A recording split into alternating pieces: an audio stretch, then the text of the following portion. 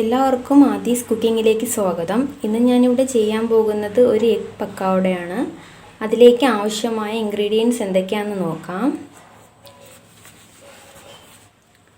ഞാനിവിടെ 6 മുട്ട എടുത്തിട്ടുണ്ട്. ഇത് നന്നായി ബോയിൽ ചെയ്ത് ഗ്രേറ്റ് ചെയ്ത് വെച്ചേക്കുവാണ്. പിന്നെ വേണ്ടത് ഒരു ചെറിയ സവാള ചെറുതായിട്ട് അരിഞ്ഞതാണ്. പിന്നെ 1 കപ്പ് കടലമാവ് വേണം. പിന്നെ 2 പച്ചമുളക്, കുറച്ച് ഇഞ്ചി, പിന്നെ വേണ്ടത് കുറച്ച് മല്ലിയിലയും കറിവേപ്പിലയാണ്. പിന്നെ 1 സ്പൂൺ കോൺഫ്ലോർ എടുത്തിട്ടുണ്ട്. പിന്നെ ചിക്കൻ മസാല വേണം, കുറച്ച് മുളക് പൊടി വേണം, പിന്നെ 1 സ്പൂൺ പെരിഞ്ജീരകം വേണം, ആവശ്യത്തിന് എണ്ണ. ഞാനിവിടെ എടുത്തിരിക്കുന്നത് സൺഫ്ലവർ ഓയിലാണ്. ഇനി നമുക്ക് എഗ് പക്കോട എങ്ങനെയാണെന്ന് നോക്കാം. ഞാൻ ഇതുപോലൊരു ബൗൾ എടുത്തിട്ടുണ്ട്. ഇതിലേക്ക് നമ്മൾ ഗ്രേറ്റ് ചെയ്ത് വെച്ചിരിക്കുന്ന മുട്ട ആഡ് ചെയ്ത് കൊടുക്കാം.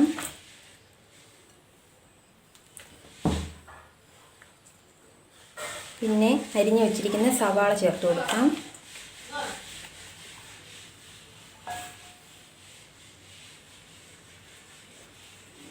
പിന്നെ 1 കപ്പ് കടലമാവ്. പിന്നെ വേണ്ടത് 2 പച്ചമുളക്, ഒരു ചെറിയ കഷ്ണം ഇഞ്ചി അരിഞ്ഞത്,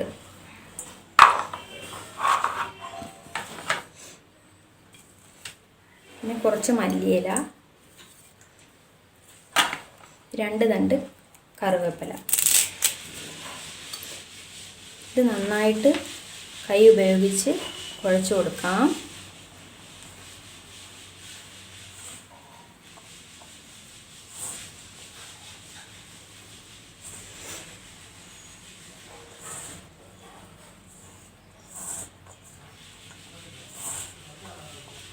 ഇനി നമുക്കിതിലേക്ക് കുറച്ച് മസാലകൾ ആഡ് ചെയ്ത് കൊടുക്കേണ്ടതുണ്ട്. നമുക്കിനി പൊടികൾ ആഡ് ചെയ്ത് കൊടുക്കാം. 1/2 സ്പൂൺ മുളക് പൊടി, 1 spoon chicken masala, 1 spoon cornflour, 1/2 spoon പെരിഞ്ജീരകം,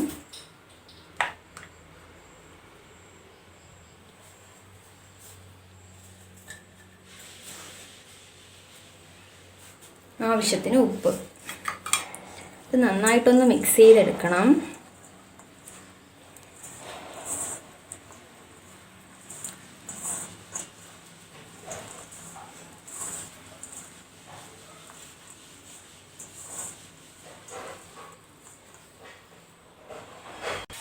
ഈ ഒരു പരുവത്തിന് ഇവിടെ കുഴച്ചെടുത്തിട്ടുണ്ട്.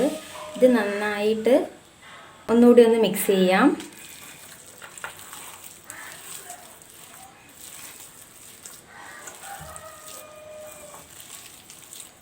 മാവിൽ മസാലകളെല്ലാം നന്നായിട്ട് പിടിച്ചിട്ടുണ്ട്. ഇനി നമുക്കിത് ചെറിയ ബൗൾസുകളാക്കിയിട്ട് എണ്ണയിലിട്ട് മൂപ്പിച്ചെടുക്കാം.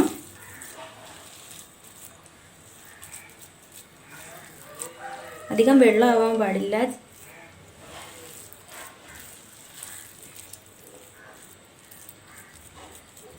നമുക്ക് ഇതൊന്ന് ഫ്രൈ ചെയ്തെടുക്കാം.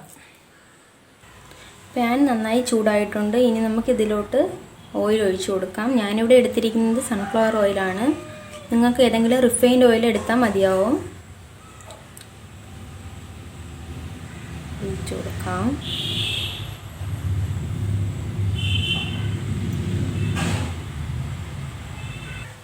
ഓയിൽ നന്നായിട്ട് ചൂടായിട്ടുണ്ട്. ഇനി നമുക്കിതിലേക്ക് എഗ് പക്കോടയുടെ കൂട്ടിട്ട് കൊടുക്കാം. ഞാനിവിടെ ഈ ഒരു പരുവത്തിലാണ് എടുത്തിരിക്കുന്നത്. ഇട്ട് കൊടുക്കാം.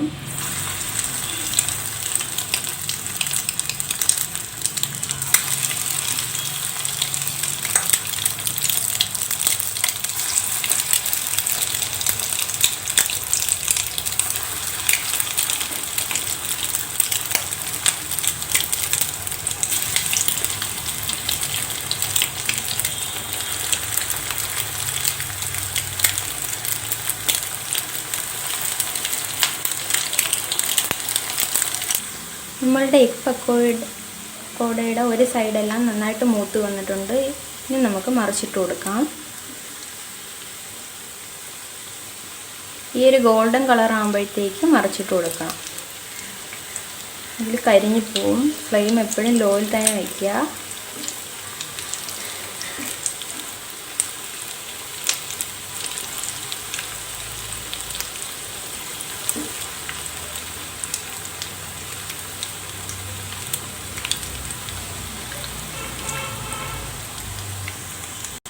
പക്കോട എല്ലാം നന്നായിട്ട് മൂത്ത് വന്നിട്ടുണ്ട്.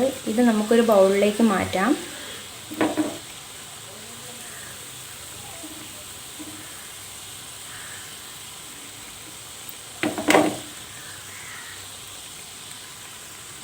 ബാക്കിയുള്ള പക്കോടയുടെ കൂട്ട് ഇതിലേക്കിട്ട് ഒന്ന് ഫ്രൈ ചെയ്തെടുക്കാം.